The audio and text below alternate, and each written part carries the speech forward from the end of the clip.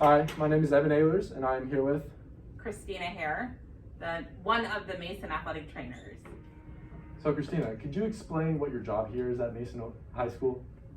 Okay, so I am an athletic trainer and I take care of the athletes here.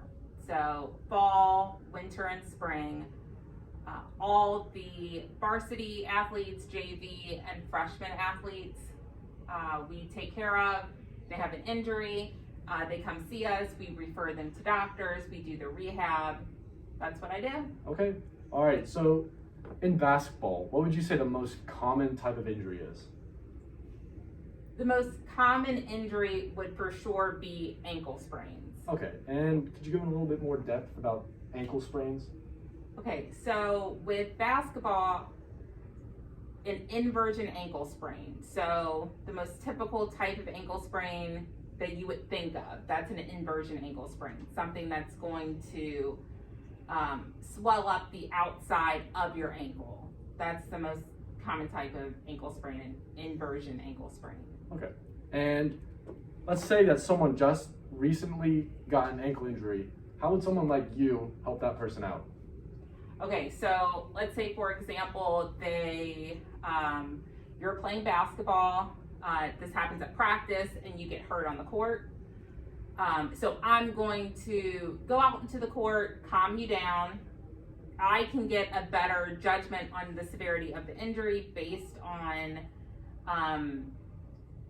a better response if the athlete is calm. So I'm going to calm the athlete down, and then I'm going to make sure there's no fracture. So that's the major part of the first step of injury management, to rule out fracture. And you can do that with a squeeze test or a bump test. Those are just manual orthopedic tests.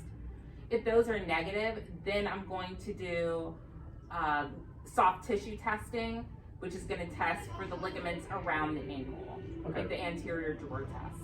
All right, and after that, what would you tell someone to do so they can heal their ankle injury?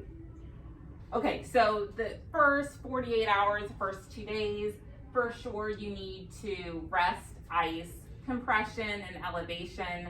There's a handy little acronym called RICE, rest, ice, compression, and elevation. And that's what's going to take you for the first 48 hours. After that, then maybe start weight bearing, but that's also dependent on how much swelling and how much pain the patient is having. But initially, you need to rest, ice, compression, and elevation. Okay. And then if someone's already had ankle injuries in the past, or they just want to prevent them in the future, how would someone prevent ankle injuries like this in the future? An ankle brace is always a good option, but since we don't want to just rely on an ankle brace, you also need to do some type of rehab to maintain and strengthen that mind-body connection. So that means working on your proprioception. You can do some balance exercises on your own, along with strength exercises. So a lot of stuff where you're going to balance with your eyes closed, that's always a good option. But also, so you're going to do ankle brace, but also work on your balance and just keep that mind-body connection strong. Okay. All right. Well, thanks for talking to me today. You're welcome. All right. Awesome.